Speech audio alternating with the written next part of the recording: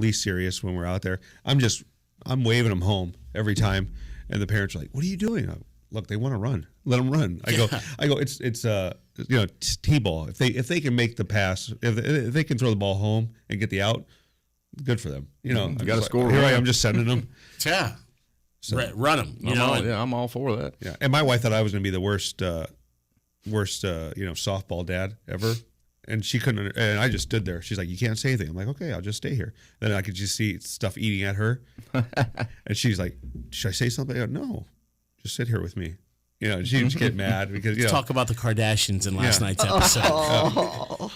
What a phenomenal voice that kid had on American Well, the good Idol. thing about the Kardashians, you don't ever have to talk about plot or anything. That's funny. Coach Scott Ford of the Hidalgo Pirates joining us here in the Huddle on 840 Fox Sports Radio. Now, parents are the same no matter where you go, though. You're always going to have those parents that, I imagine you had them at Los Fresnos, the ones that want to take away from whatever you're building. How do you deal with that? Because, I know basketball coaches, they get it rough, but football coaches, the magnifying glass is on you. Mm-hmm. How do you deal with all that? Oh, just honestly, I coach the way I coach, and we run the program the way that we believe it needs to be run, and I'm secure and at peace with that. So I don't mind if somebody comes in and asks a question. One thing I tell parents is if you ask a question, be prepared for the truth. And if, the one thing as an AD or a head football coach, if a parent has an issue with another coach, I won't meet with a parent without the coach being present. If we really have an issue, let's all get together and resolve it. If not, it's not important enough to take our time. So, you handle it issue by issue, but at the end of the day, if you believe in what you're doing, and I tell our parents, I hope you come to every practice. We got nothing to hide. I'm trying to coach, the kids at Hidalgo just like I'd coach mine. But I've always had administrative support, with the exception of the job I had before I got here. And when you have administrative support, you don't have to worry about politics or something like that creeping in where you're getting pulled one way or the other. You have to stand strong on what you believe in, but you also have to have the support above you to be able to do that. And I feel like we've got that at Hidalgo. Our superintendent and our principal have been just outstanding. So, but it's part of it. It's part of the deal when you sign on. And but I think if you stay firm in the way you handle things, you eliminate those things.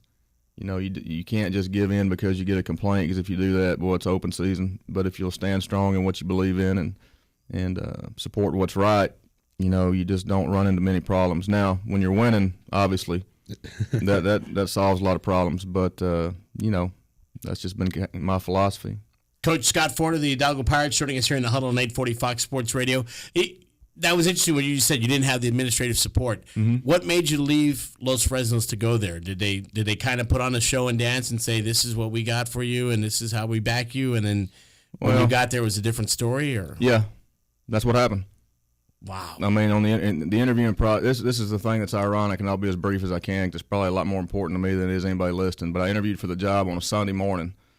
Okay, first of all, they had a firm that did the initial interviews in Dallas. A headhunting firm. So I drove up to Dallas. It was the day after the Super Bowl when the Saints beat the Colts, and did the interview there. Drove back down, got to work on Tuesday. They called me, "You need to be here on Sunday." Drove up, actually interviewed with the people at NAC, and on the way back down, they called and offered me the job. Okay, so I accepted the job, and by the time I got home, I'd interviewed that Friday at Mesquite Poteet. Well, Mesquite Poteet called Sunday night with more money. It was going to be the athletic coordinator, because at NAC I was not the AD, not going to be the athletic director. We sat down, and they're on the block schedule. They get their kids 90 minutes a day, and there's a lot of really good things. But you know what I told Kelly? My wife, we gave Nacogdoches our word. They've already called the other applicants. We gave them our word. That's where we're going. Right. I think that's where we need to be. And so for us to do that, and then when I got there, it didn't take long to figure out that, there wasn't a lot of interest in winning football games. The principal was not a football guy. I don't know what happened. And I told my wife jokingly, I think when he was a kid, he got beat up by a football player because he's harboring something. So what I learned was you have to have those people. And, our AD, God bless him, good man. He's been there 30 years. But not real familiar with what it takes to be successful in football. And, I'll leave it at that. I don't have any hard feelings. I went and shook everybody's hand when I left. Sometimes things don't work out. That's just the way it is. And you either, if you either get on board with your supervisors or you get out. Right. And go somewhere else. And that's what we chose to do. And thankfully, Hidalgo offered us the job. So we just move on, learn from it, and move on. Anything else besides Hidalgo that you said, there's this opportunity that, when you lay out all the cards on the table, you say, we got Hidalgo that's offering this, we got, this place offering this, and we got this offering this. What do you feel comfortable with? Well, I never got offered anything from anybody else. I had people from South call and PSJ. I had some people but not anybody directly associated with anything. But I don't want to work in a multi-school district if I can help it. PSJ is 4 now? Yeah. 4, and nothing wrong with it. I'm a bear on this end, Coach. No. Watch out. Well, I've got watch out.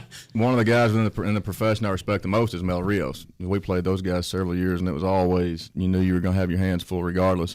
But Hidalgo being a one high school town, okay, I did my research. Obviously, we know that they're a one high school town, but I also knew they were going to go down to 3A.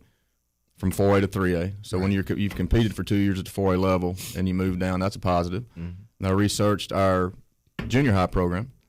We got a group of 8th graders who are fixing to be about 40-0 in basketball the last 2 years. Hadn't lost a game, playing 5A competition. Wow. Yeah. And 7th graders are good. I think our 8th graders are 18-2 in football, playing the 5A, playing the Sharyland, doing that. So I knew we had a group of about 45 to 50 kids that were coming.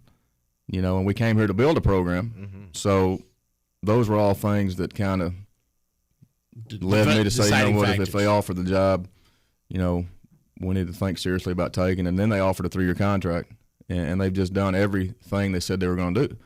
So I'm so grateful coming off the Nacogdoches situation to be surrounded by people who are committed to winning and supporting you and being men of their word. Right. But it's just been great.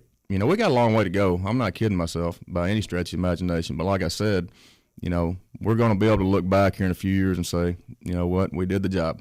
So the 3-year contract, do you say I'll have a winning program or my program, obviously you've said that you've got to turn it around.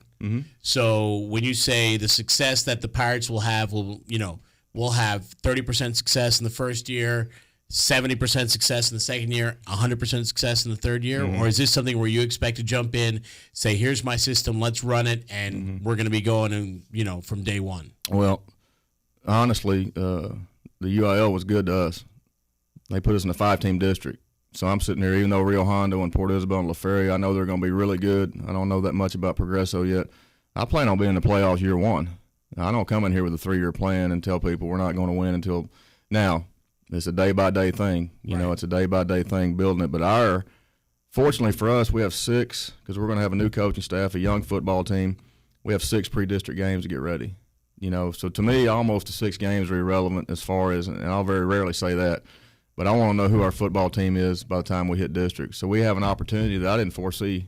I did not foresee us having that many chances to play and build the team and make sure we have kids in the right spot and the coaches get used to working together and structuring the practice and the kids get used to the expectations and all those things. So our objective is to be in the playoffs year one. It's not going to be easy, but we can do it.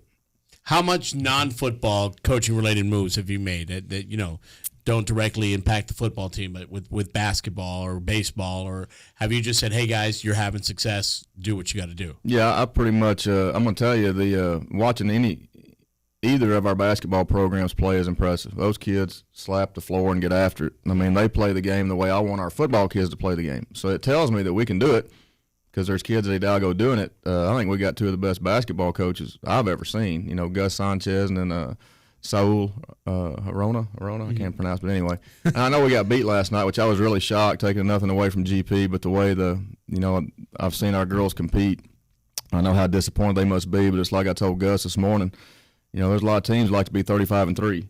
Yeah. But to answer your question, I'm more in a evaluation mode than anything. And if I have made a change or two, I don't want to, discuss it. Okay. On the air. At least on the air. That's the important thing to remember right there. Head coach Scott Ford of the Hidalgo Pirates joining us here in the Huddle on 840 Fox Sports Radio. We're going to take a timeout. We're going to regroup. We'll pause for commerce. We'll come back. Wrap up the Huddle. Episode 26. Yes, Leslie says the big 6.